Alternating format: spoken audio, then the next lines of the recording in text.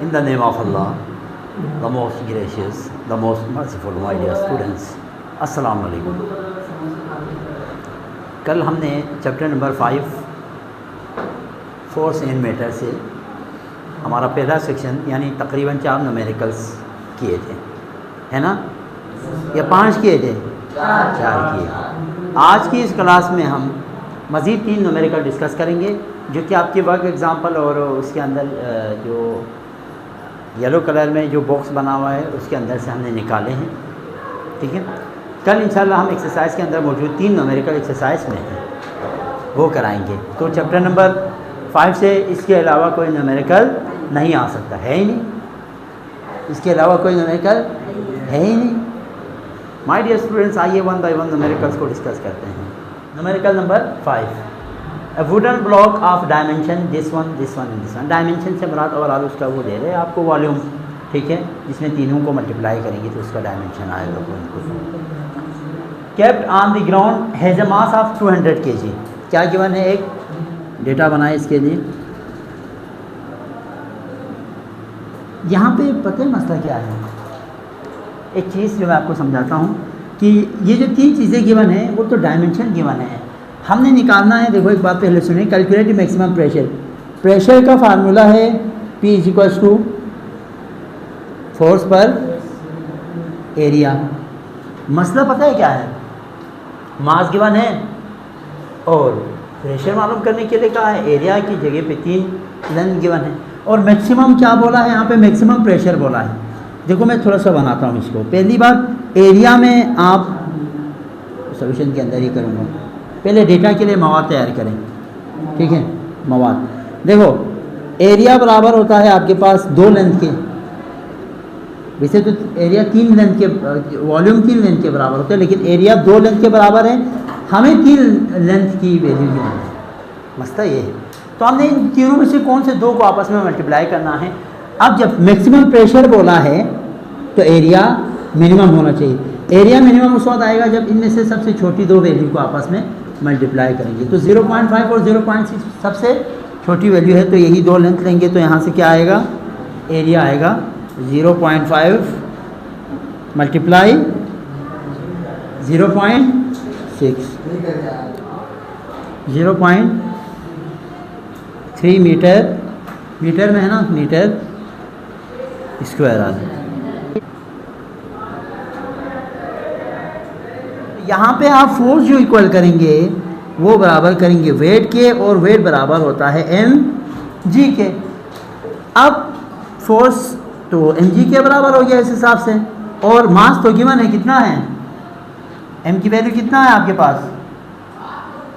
m की value क्या है यहाँ पे? 200 kg। तो फोर्स कैसे निकालेंगे? 200 मल्टीप्लाई, आप डायरेक्ट 10 करो ना, g की वैल्यू 10 पुट करो, ठीक है। g कितना होता है? g = 10 मीटर पर सेकेंड स्क्वायर। हाँ, कितना आएगा ये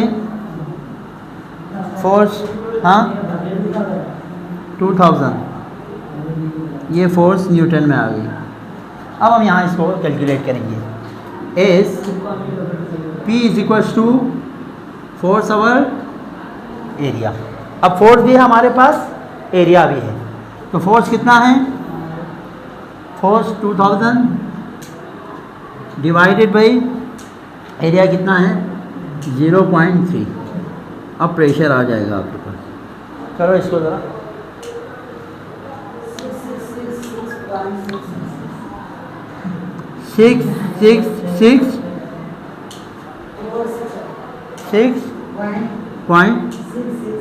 सिक्स प्रेशर का यूनिट न्यूटन पर मीटर स्क्वायर या पास्कल भी आप लिख सकते हैं।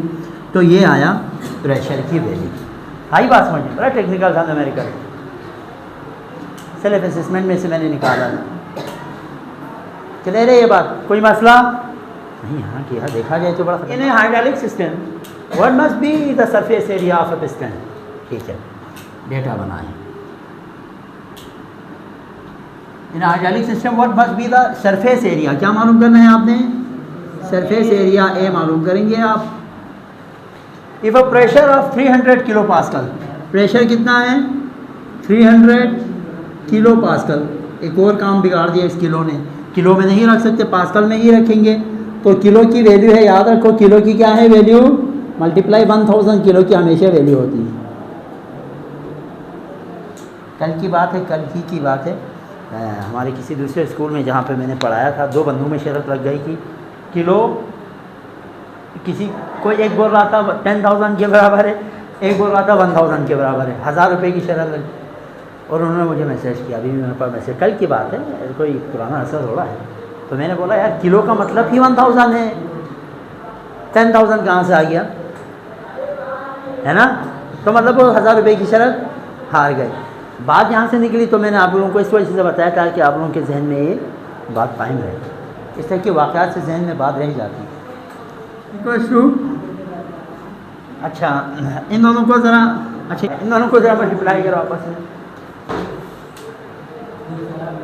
पास्कल में आ जाएगा 3, 1, 2, 3, 4, 5। प्रेशर भी आ गया जी। लेकिन क्या मालूम था, अक्सर तो ये हुआ करते थे कि हम प्रेशर मालूम करते थे। यहाँ तो प्रेशर ऑलरेडी क्या है, गिवन है। क्या मालूम करने का पूछा, अच्छा एरिया मालूम करने का पूछा है। Is used to provide upward of force, force कितना है, फिर फोर्स है 200 न्यूटन। इसका सोल्यूशन निहायत सिंपल है।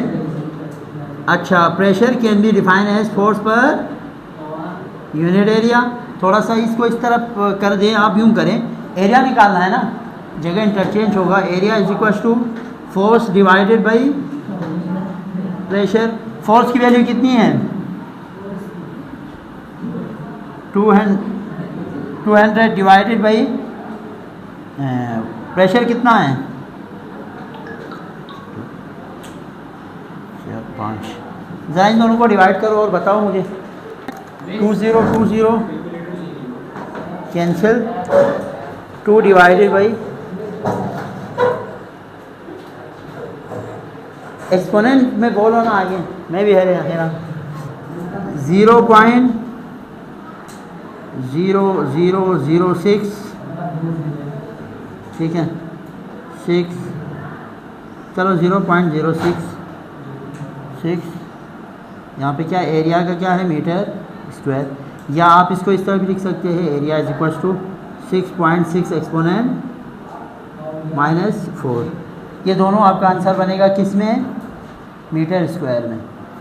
क्योंकि मीटर नहीं मालूम, हमने सारे SI यूनिट में रखे हैं ना, तो एरिया हमने मालूम कर लिया। 2 आंसर बनेंगे, दोनों आप रख सकते हैं।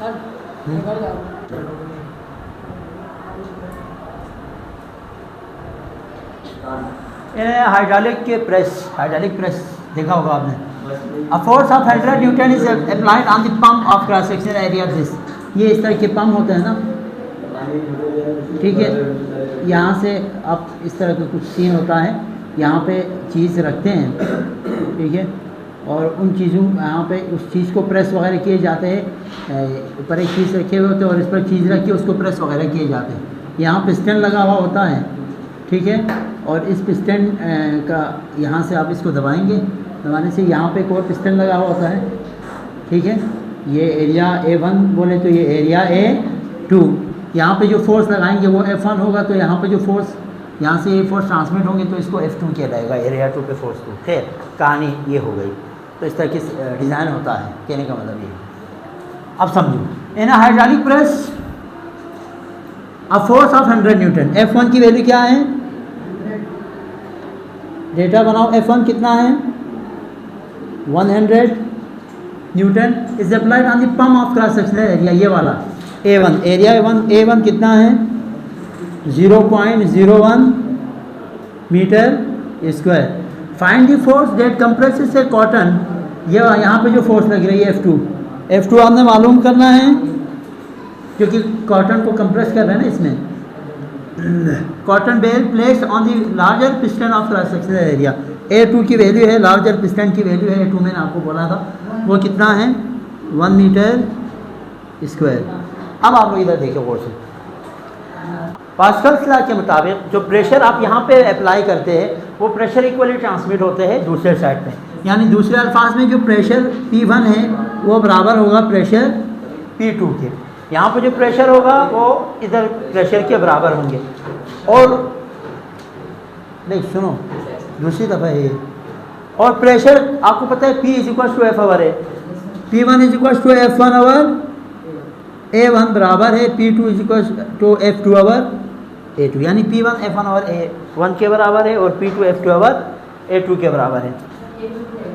F1 की वैल्यू बताओ, 100 डिवाइडेड बाई A1 की वैल्यू बताओ 0.01 = F2 की वैल्यू हमने मालूम करनी है। A1 की वैल्यू क्या है 1। बस यार 1 तो यहाँ आके मल्टीप्लाई करे ना करे वो तो 1, किसी भी चीज़ के नीचे 1 हो तो कोई फ़र्क नहीं पड़ेगा, ठीक है। 1 से डिवाइड होकर वही चीज़ आ जाएंगी। अब काम क्या रह गया, काम यह रह गया F2 आपके पास आ जाएगा 100 डिवाइडेड बाई 0.01 करो,